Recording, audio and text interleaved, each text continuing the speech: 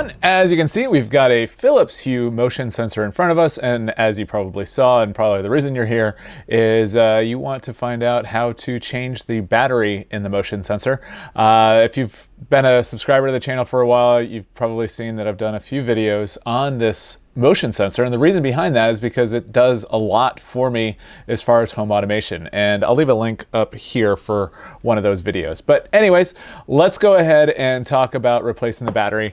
Don't worry, I'm not going to spend too much time on it, but basically the reason that I was notified that I needed to change the battery is inside of my home kit here, it said that it's got a low battery for the sensor, and this is the one that usually goes in my closet. Just since we're here real quick, if you don't use the Philips Hue motion sensors with your home kit, some things that are nice is the fact that you've got your battery indicator, the temperature. Yes, it's kind of warm where I am right now. We've got a motion, whether or not the motion is detected, and then how much light as well. And if we switch on over to the actual, try again, connect, the actual Philips Hue app,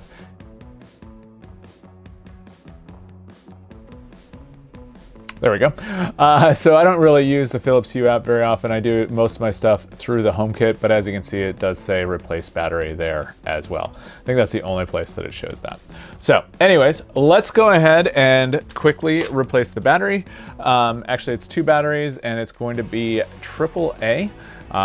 And I've got the original two batteries, I believe, still in here from this motion sensor. They say that the batteries last about 2 years. I think it's much longer than that. I think I've had this motion sensor for probably 3 years, maybe longer. And basically I have it in my closet so that I'm notified, if I'm not home, I'll be notified if someone's in my closet, and that's where the safes are and stuff like that. So it's nice to know if somebody is in there. And then, also, when I am home and it is dark outside, I've got it so that the light turns on a very soft color in there as well. So that way it's easy to get in and out at night. So there we go. So that should be that. Let's go ahead and put this back on. It's that simple. Basically, it's just a single Phillips screw. Just make sure that you've got the right size screwdriver. As you can see, I've got a little kit here. It's definitely helpful for that sort of thing. All right, so let's just give it a minute and let it connect.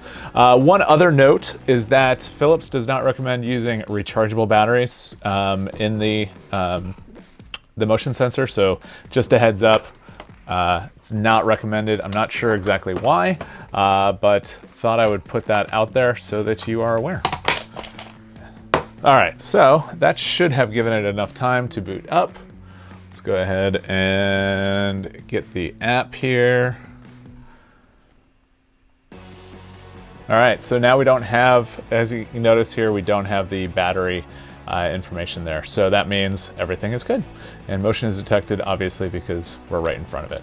So that's that. It's pretty simple. If you have any questions about the Philips Hue system, especially the motion sensor, let me know. I'm happy to answer them. If you like the video, give it a thumbs up. It helps the channel. And if you're not already subscribed to the channel, I invite you to do so. We do lots of things on the channel that a professional geek might find interesting, like home automation, electronics, gaming, basically anything that a professional geek might find interesting. We tend to do a lot of stuff about Star Wars though.